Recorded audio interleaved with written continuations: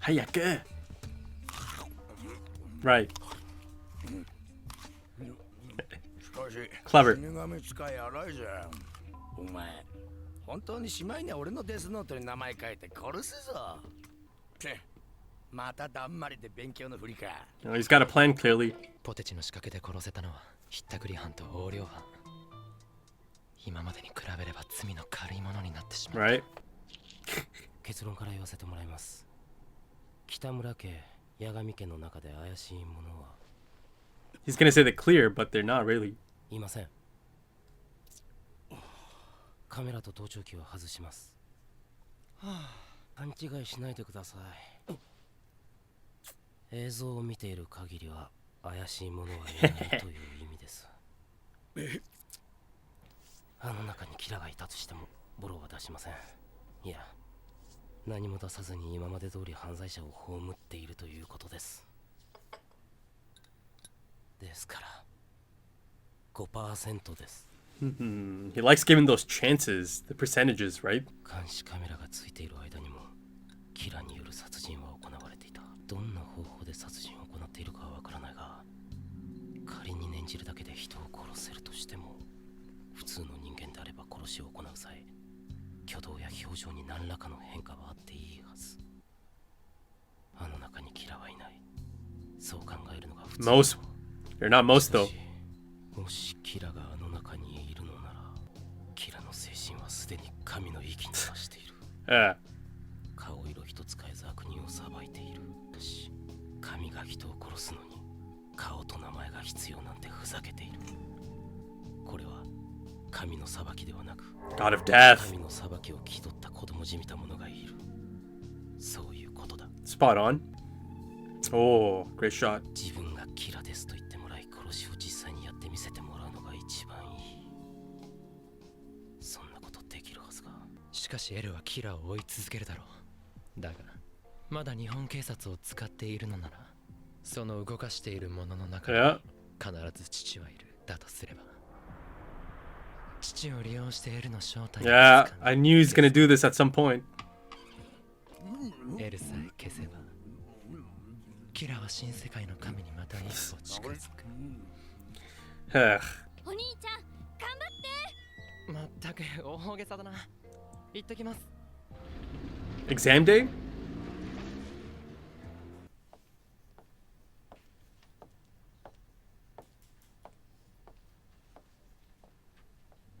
Ah? ちゃんと座りなさい。 Oh!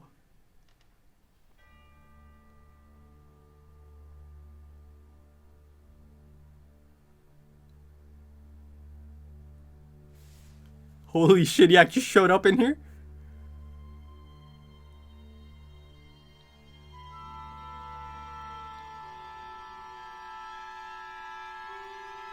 Face to face. He's a madman. Shinigami Realm.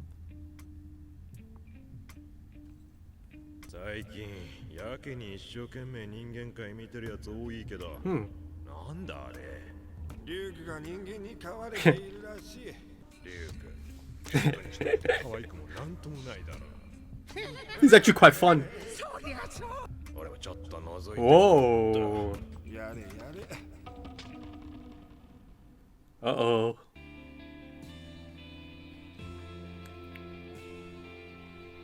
At least he's not a high schooler anymore. ライトも大学生か。なんかこう感無量だな。新入生代表八神ライト。はい。お、すげえ。同じく新入生代表龍河秀樹。あ、は龍河秀樹ってあのアイドルの。 Oh. まさかあいつに東大入る学力あるかよ。ほんとアイドルの龍河とは似ても似つ It's L. 二人で挨拶するとは聞いていたが、こいつだったとは。センター試験前期にって Look at his eyes. 僕の後ろで変な座り方をして。しかしあの二人対照的だな。ああ。一人はいかにも温室育ちの秀才って感じだが、 The other. 野生的というか相当変わってるな。ああいうのを天才肌っていうのか。東大の入学式にあの服装で挨拶。新入生代表龍河秀樹。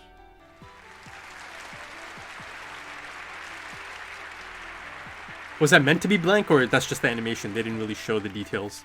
八神君、警察庁 Sochiro. 八神総一郎局長の息子さんであり、その父に負けないくらいの正義感の持ち主。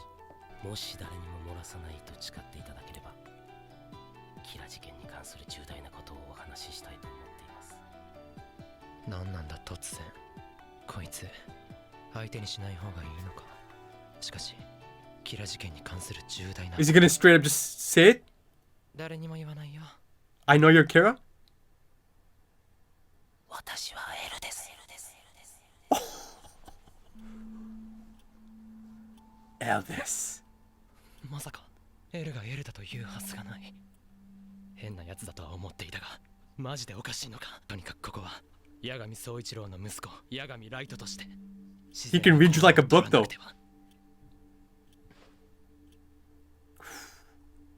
もしあなたがそうなら、僕の尊敬する憧れの人です。八神ライト、キラである可能性は 5% 未満。しかしあの中では一番 Yeah, of course he did. させた。お前は完璧すぎる。そしてもしお前がキラであれば、これ以上のプレッシャーはないだろう。こいつの話が本当なら、父にもエルとして顔を明かしているだろう。 Yep. 僕に対し自分がエルだと言ったこいつが死んだら、真っ先に僕に疑いがかかる。こいつを殺そうとデスノートに名前を書き、こいつの本名が龍河秀樹。 He's gonna end up killing the wrong person. 嫌でも頭の中に浮かぶアイドルの方の龍河が。 Oh, the guy from last episode. こいつは死なずに僕がキラだという推測が立つ。こいつ Ah, Els put him in quite a そして position. 僕をキラだと疑っているのか。どの程度かわからないが疑われているのは確かだ。 This is 僕に good. 総一郎の息子にエルだと名乗る理由はない。レイ・ペンバーの調べていたものの範囲でまだ捜査しているということか。こいつは絶対今僕が動揺していないか観察している。 I think he does. 面白い入学式だったぜ、ライト。 This is really good. I like the inner monologues on both ends. 八神君。おいライト、あいつが呼んでるぜ。今日はどうも。いえ、こちらこそ。 Whoa. Is that Watari? じゃあ今度はキャンパスで。あ、そうだね。 Shows up in a Benz. Even more like Batman. And Alfred. This music is fantastic, man. Since day one. Episode 1.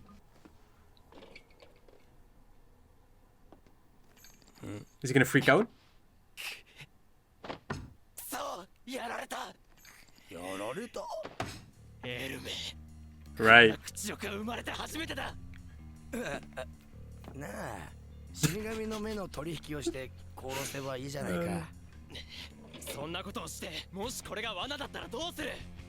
あいつが本当のエルじゃなかったらエルに僕がキラだというようなものなんだよ。悪い。誰かを操って殺させることができない。 Ah, okay. 全く不便だよ。デスノートってやつは。いつも冷静なライトが逆切れか。相当来てるな。 Damn straight he is. どんな死に方でもエルが死ねば警察を疑う。エルを舐めていた。エルが僕に私はエルだと名乗り出てくるなんてことは考えもしなかった。やられたよ。いい手だ。あのとぼけたふりした龍河 At least he admits が it. これから大学でどんどん僕に接近し操ろうとしてくるだろう。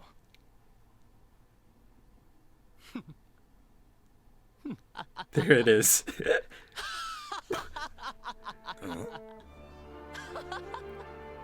何も悲観することはない。これは向こうも何も掴んでいない証拠だ。あいつも僕も直に接しての騙し合い。表面上は仲良しのキャラ。 Right, right. I like this. 裏ではエルなのかキラなのかの探り合い。面白いよ、龍が。お前が僕に友情を求めてくるな。心よく受け入れてやろう。僕はお前を信じ込ませ Yeah, he's not gonna trust you そ ever. して全てを引き出し、お前を殺す。この手で必ず。 Great episode. That was fantastic. Right then, that episode is quite a standout out of the 9 episodes I've seen so far. Right at the top, essentially. This is the most excited I've been to move on to the next episode, right? Or to see, or to get to the next episode. That's for sure. This episode really dialed it up. It really made things interesting. Up until this point, yes, it's been interesting. It's been quite interesting, but these two actually coming face to face and now knowing each other, right? Being in the same headspace, right? Having met each other, and getting the first, take on each other. This really has me excited now to see how this plays out. Because, a lot of things are set up in this episode. This episode essentially showed me the direction it's heading into in the next few episodes. Right? In that sense, L completely, bested him here, right? He demolished him here. He had Light up against the fence. He had him trapped. He had him panicking. And Light admitted as much later on, right? He said it was good, He actually put his hands up and he said, he got me. So, and, but circling back, it's been established that Light does not like to be bested. He needs to be on top. He needs to come out on top. And you could see in his outburst how he was embarrassed, right? He said, this is the most embarrassed I've ever been, right? So you could tell it was eating him up. He didn't want to talk. He didn't want to do anything. He just wanted to go straight to his room and just, have that outburst, let that anger out. And it was quite an outburst. Even Ryuk was a bit, rattled. Ryuk is not used to seeing Light like this, right? He's used to seeing him calm and controlled. Everything about Light is controlled, right? Everything is calculated. Even, right down to his mannerisms and his appearance, right? His fellow students even notice that as he's up there on the stage, as they're comparing L and Light to each other. More on that later, but Ryuk saw him in a state of panic, right? Irritated. So yeah, it was even new for Ryuk. At one point, Ryuk was even kind of scared, right? He was even like, "Oh, sorry, man. Like, take it easy, man."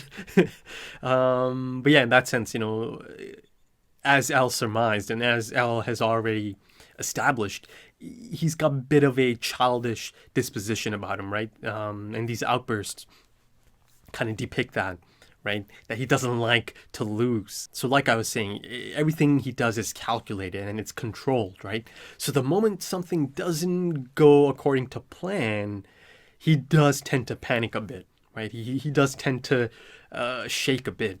Even if you go back to Naomi, he was so confident that, I've got the name, I'm going to write it down. Nothing happened, right? So you do see that state of panic start creeping in. He likes to be in control at all times. And, again, that's one of his, I suppose that's another chink in the armor, right? That you can rattle him, right? If you can get at him. And if you take that element of control, right? If you eliminate that or, take that from him, there is a tendency to panic a bit. And then you see it again here. He was quite panicked. But to his credit, he has quite a poker face, right? Stoic. Inside, he's panicking. Like especially, once he gets home, he's just losing it. He did that outburst again. But sitting there beside L, he managed to keep quite a poker face, right? Again, everything about him is quite controlled, and everything isn't as it seems on the surface, right? Inside, he's panicking and he's questioning things, yet outside, he's doing his best to stay as stoic as possible. And he was quite successful in that. But again, L is so intelligent that he knows Light's not going to give him anything here, right? He knows already that, of course, Light's going to try and keep that poker face and not even give him an inch, right? He's cautious, he's exceptional and meticulous in his proceedings and his plans, right? Everything's calculated. But he was not able to anticipate the move of a fellow genius, right? So he slipped up there. He wasn't able to, again, he's so full of himself, he thinks so highly of himself that he couldn't even anticipate this kind of move happening, right? He did not anticipate L bamboozling him like this. And he certainly bamboozled him, right? And Light couldn't do anything about it. That's one of the things he hated most about this situation. That's why he was so, frustrated as he gets home and he's like, that face he made was quite scary, right? And then of course, his maniacal laugh made an appearance right at the end of the episode, because as frustrated as he was, and as embarrassed as he was, and annoyed and irritated, all of those things, he did realize this presents something exciting, right? He is excited by this prospect by the end of it. I am excited to see how Light is going to, get back at him, or Light's next calculated move, right? And then how L reacts to it, and then back and forth and back and forth. That's the reason I'm so excited to get to the next episode. Now, they're going toe to toe. They've met face to face. They know each other now, or they know of each other now, right? Oh man, L.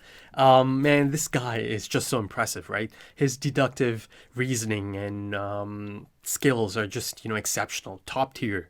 He's fabled. He's this fabled, mysterious investigator, legendary investigator for a reason, right? And I've seen it throughout these first 9 episodes, or, since he was introduced, I believe episode 2. Everything is believable.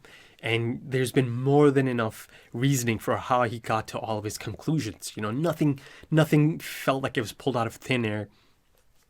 I love that, piece by piece, he got to this point, right? And like I said in the last episode, at this point in time, this is the target, right?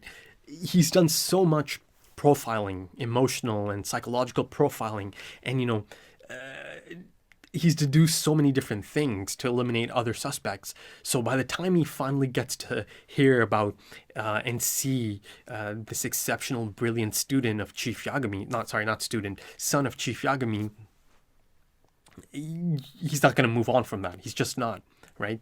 But then, of course, the main point of that was that now he has to prove it, right? I feel like he knew in the last episode that, okay, I believe I'm looking at Kira. But it's not as simple as just saying, I think this is Kira, right? He's too smart for something like that. And, I did say he's probably going to end up doing some of his own research at this point, or, some of his own investigating beyond the task force. That's the new question, right? It appears that he might not have told Chief Yagami about the stunt he pulled, right? Masterstroke, actually, to enlist as a student, right? And then see him on a regular basis now. It really changes the game. Though I feel like sooner or later he might find out about it. Chief Yagami might find out about it. Even maybe through L. And what about that scene? I believe I've just seen one of my favorite scenes of all time in anything. Watashi L desu. Oh. Goosebumps, man. Absolute goosebumps. That delivery. Again, I really do think I've seen one of my favorite scenes of all time. I've probably butchered the pronunciation, but, I had to check it again a few times. It was just so good. Goosebumps, man. Absolute goosebumps. The moment that happened, he turned slowly to Light and, oh my God, Eldes. I've heard that a few times. The first time I heard that was as the decoy came up on screen in episode 2, Lind L. Taylor, right?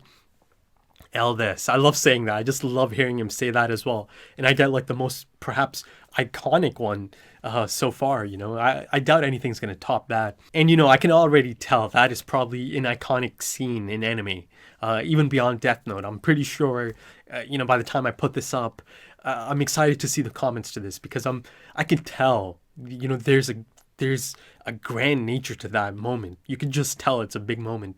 So yeah, I'm excited to share this. But circling back to the appearances, right? Both of them are up there on the stage, and you have students and you have these girls kind of picking sides. But those two guys, they're pointing out how controlled and how put together Light looks, right? Everything is calculated and controlled. And then you see L, everything about him is just kind of strange and off-putting, right? Chaotic almost.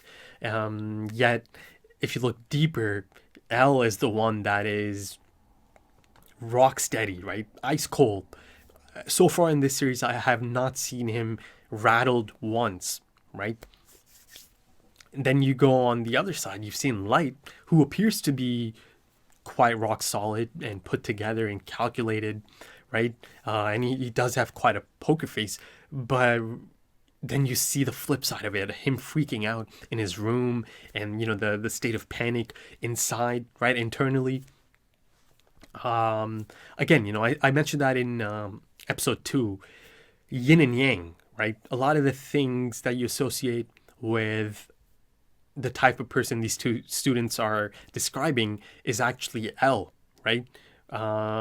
So appearances can be deceiving. Again, as chaotic as he seems and as strange and off-putting as he seems, I feel like everything L does is so calculated, right? I feel like even some of the mannerisms that he displays or some of the things he does, kind of like putting his putting his feet on the table, and the anime itself is, pointing that out. They're drawing our attention to that. They've drawn our attention to his feet a few times in this episode. Once as he's discussing things with the task force, right? He's like rubbing his feet together, and there's a clear shot of that. And then once again later, they highlight the manner he holds his pen, and then they highlight his feet, and they're on the table, right? And these are all things Light noticed clearly, right? So I feel like everything L does is for a reason, right? Everything's a calculated move. So, in that sense, at episode 9 of the series, I'm going to say that if Light is to somehow best L, it better be good, man. I'm saying right now, it's got to be damn good if Light ends up besting L, or like if he somehow beats him, right? And does manage to write his name in the Death Note, or it's got to be good, man. I'm saying it right now. It's got to be damn good. The reasoning or how he gets to that point. Because L is no joke, man. L is no joke. So let's see. Only episode 9. Things are going to play out. Things are going to escalate now, right? And, and this new potential of being friends, or the facade of being friends on campus, right? Keep your friends close, but your enemies closer. That's about to introduce a whole new element to this, a whole new dynamic to this story. In that sense, I feel like Light could actually end up learning quite a bit from L, right? And the opposite as well. L could also end up learning. I can clearly see a potential of both of them even coming to respect each other, right? Certain things about each other, because they are quite similar, right? Other than that one fundamental aspect, right? They are quite similar in a lot of things. And, speaking of being so similar and being yin and yang, as I stated, or, as I mentioned back in episode 2, you could see that Light is immediately drawn to L, right? The moment that teacher goes up to him and tells student number 162 to sit properly, beyond his, clear, strange physical appearance, I feel like Light was drawn to L. That eye contact, that first eye contact, there was a connection there, and Light could feel that there is something about this person, right? He was drawn to him. So yeah, I feel like, throughout these next episodes, they're even going to end up seeing how similar they are, right? Rivalries can motivate competitors to perform at higher levels, right? And you know, in that case, it can also lead to higher chances of risk taking, right? Elevated chances of risk taking. And you certainly see that. You certainly see that. You know, L makes quite a bold move, right? Takes quite a risk. You know, in order to do this, he did have to show his face, right? That's the one thing he could not hide.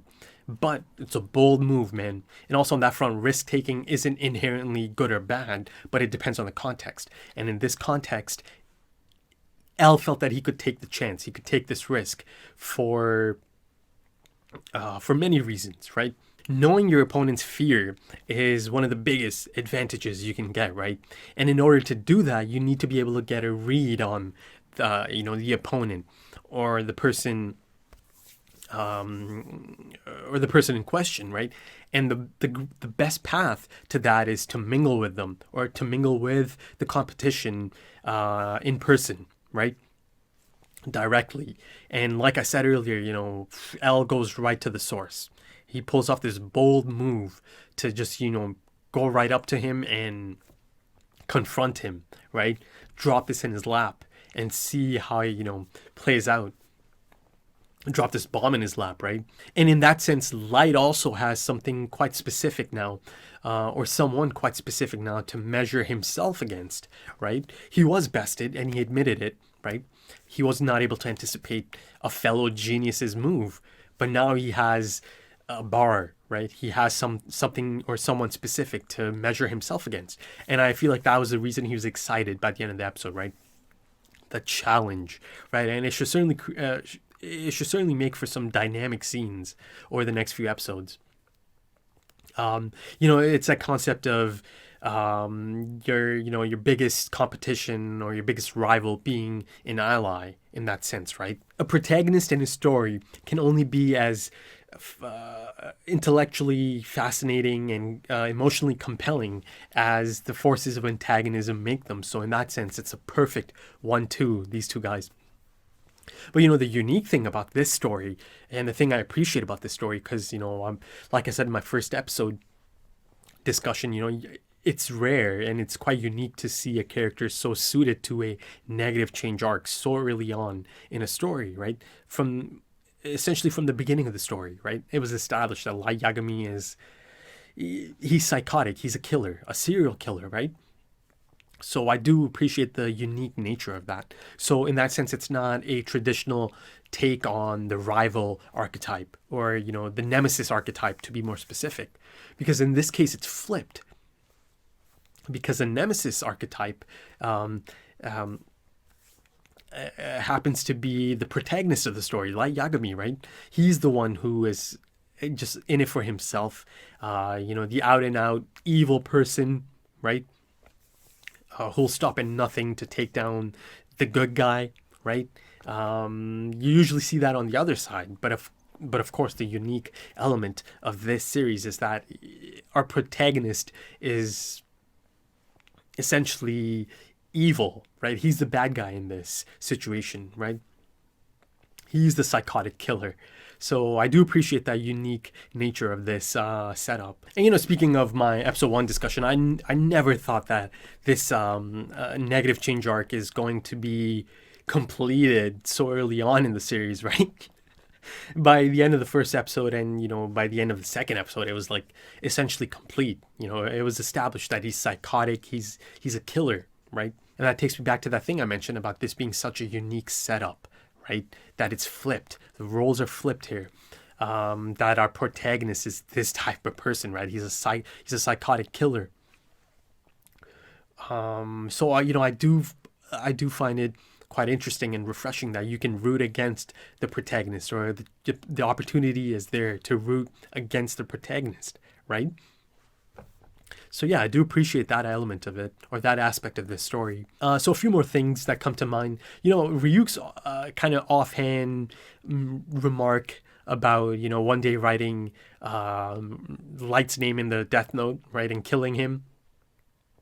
it didn't seem menacing. You know, it kind of almost felt like a joke, or, you know, in that moment it kind of looked like a joke, but no, it's kind of crazy how easily it could just be light at some point. And I think the show's done an adequate job of establishing that at one point, Ryuk is going to write Light's name in that Death Note.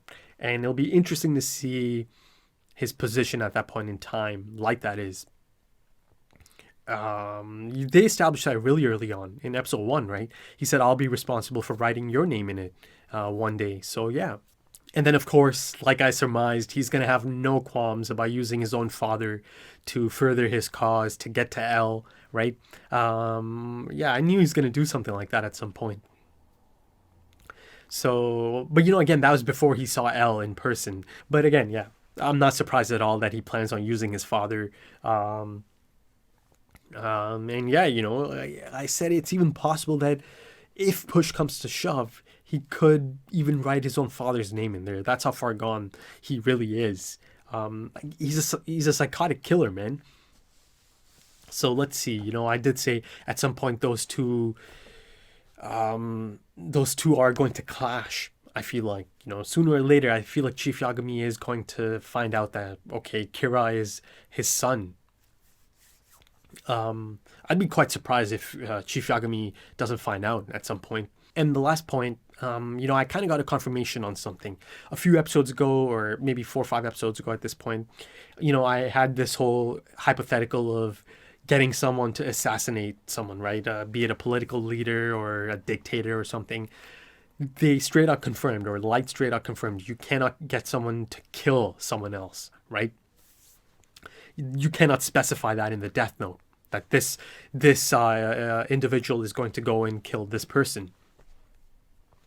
But again, that being said, you know, as depicted in Ray Pember's roadmap to death, it all kind of depends on how you set it up, right? How you set up the Death Note message, because there is a method to it that you can get someone to unknowingly write into the Death Note and actually end up killing a bunch of other people like Ray did, right? He had no idea, but he was tricked into writing into it, right? So essentially his actions did lead to the other FBI agents dying, right? He was kind of tricked into writing into the Death Note. So it is possible, just not directly. You can't directly specify this person is going to go kill that person. So, you know, that's been answered. I think that's about it. Oh, actually, the Shinigami Realm. It's always nice to see the Shinigami Realm every now and then. And it appears that one of them is actually going to come to Earth and, you know, check in on Ryuk. So that, you know, that could be a potential new dynamic to the story, right? This Shinigami talking to Ryuk. And really finding out, maybe he'll find out about Light, right? So let's see, you know, another Shinigami coming into the picture could be quite interesting. Unless it's just a quick, for one episode, he comes to see Ryuk and he's gone. But, you know, I can think of a few possibilities of how that could be interesting if another Shinigami shows up on scene, right? It creates a potential for a lot of dynamic scenes. Really was such a fantastic episode. I'd say perhaps the best episode of the series so far. Certainly up top, you know, top 2 for sure, I'd say. But yeah, you know, I enjoyed that quite a bit. And if you enjoyed this, consider dropping a like. Consider dropping some comments. Give me your thoughts on this episode and your thoughts on that scene. Watashi, Elvis. So good. And, you know, if you are interested in full length or maybe even early access to the next episode right now, consider checking out the Patreon page and check out the different links there. And in doing so, you'll be supporting the channel. And consider checking out the pinned comment that has the links to the Patreon page and it has links to the social media. And any updates. If there's an update, it goes right there, right? And it's pinned, so it's right at the top of the comment section. So that's about it for this fantastic episode. I'm really quite excited to get to the next one. So thanks for joining me for this one, and I hope to see you soon for the next one. So take it easy.